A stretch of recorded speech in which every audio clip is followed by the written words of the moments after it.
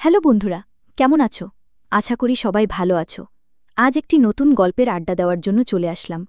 তাই আপু মনে করে একটা সাবস্ক্রাইব করে দাও। আর হ্যাঁ, তুমি কথায় থেকে দেখছো অবশ্যই বলবে কিন্তু। ঢাকার ব্যস্ত এক দুপুর, রাস্তার পাশে দাঁড়িয়ে রোদে পুড়ছে হৃদয়, হাতে একটা ছোট ফুলের তোড়া। চোখের দিকে তাকালেই বোঝা যায় কোনো বিশেষ মানুষকে আজকের এই দিনটা স্পেশাল করে তুলতে চাই সে। এই ছেলেটা অনেকটা বদলে গেছে গত 1 বছরে। আগে এত রোম্যান্টিক ছিল না। সে অপেক্ষা করছে ঐশীর জন্য। হ্যাঁ, ঐশী, এই মেয়েটাই তার জীবনের সবচেয়ে সুন্দর অধ্যায়, অথচ সবচেয়ে জটিল অধ্যায়ও বটে। 1. প্রথম দেখা। 2 বছর আগের কথা। বুয়েটের প্রথম বর্ষে, ক্লাস শুরুর দিন। লেকচার হলে হঠাৎ করে প্রবেশ করলে এক মেয়ে, মাথায় খোঁপা, পরনে হালকা গোলাপি শাড়ি। সবার নজর তার দিকেই। ছেলেদের মধ্যে ফিসফাস শুরু। হৃদয় একটু চুপচাপ টাইপের ছেলে। চোখ তুলে তাকালো ঠিকই, কিন্তু মনটা আটকে গেল মেয়েটার চোখে। খুব শান্ত একটা দৃষ্টি, যেন একটা বিশাল আকাশ। তার নাম ঐশী। সেই দিন থেকেই ধীরে ধীরে শুরু হয় তাদের পরিচয়। গ্রুপ স্টাডি, লাইব্রেরিতে দেখা, ক্যান্টিনে একসাথে বসা, সব মিলিয়ে বন্ধুত্বটা গাঢ় হতে থাকে। 2. বন্ধুত্ব থেকে ভালোবাসা। ঐশী ছিল একদম ভিন্ন ধরনের মেয়ে। সে গল্প করতে ভালোবাসে, কবিতা পড়ে, রবীন্দ্রসঙ্গীতে মন হারায়। হৃদয় সায়েন্সের ছেলে, বাস্তববাদী, তবে ধীরে ধীরে ঐশীর মতোই বই পড়া আর গান শোনা শুরু করল।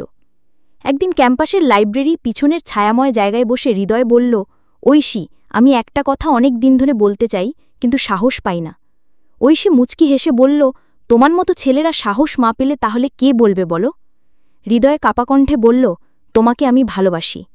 ঐশী একটু চুপ করেছিল, তারপর বলল, তোমার ভালোবাসার জবাব আমি এখনই দিতে পারবো না, কিন্তু তুমি যদি আমার পাশে থাকতে পারো তাহলে সময়ের সঙ্গে সব উত্তর পাবে। 3. সময়ের পরীক্ষা। তারপর সময় চলে গেল। তাদের বন্ধুত্ব আরও গভীর হল। ঐশী মাঝে মাঝে হৃদয়ের কাঁধে মাথা রাখে, হাসে, গল্প করে। হৃদয়ের মনে হয় এটাই প্রেম।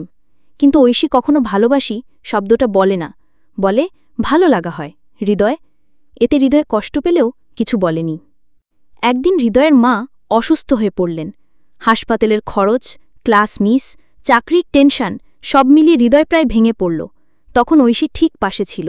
প্রতিদিন খাবার এনে দিত, হাসপাতালে বসে থাকত, এমনকি নিজের টিউশনির টাকা দিয়েও সাহায্য করেছিল। তখন হৃদয় নিশ্চিত হয়ে গেল এই মেয়ে তাকে ভালোবাসে, যদিও মুখে বলে না। 4. বাস্তবতা নামের প্রাচীর। বিশ্ববিদ্যালয়ের শেষ বর্ষে হঠাৎ একদিন ঐশী বলল, আমার বিয়ে ঠিক হয়েছে। হৃদয় এক মুহূর্তে বোবা হয়ে গেল। তুমি কি বললে? হ্যাঁ, বাবা মা পছন্দ করেছে, ছেলেটা কানাডায় থাকে, অনেক বড় ইঞ্জিনিয়ার। আমি না করতে পারিনি।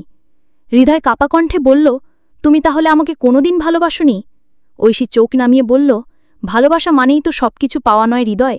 তোমার জীবনে এখনও অনেক কিছু বাকি, তুমি শক্ত হয়ে দাঁড়াও। হৃদয় চুপচাপ দাঁড়িয়েছিল। মনে হচ্ছিল সে একটা দুঃস্বপ্ন দেখছে। 5. বিচ্ছেদের পর। ঐশী চলে গেল কানাডা। হৃদয় আর তার সঙ্গে যোগাযোগ করল না।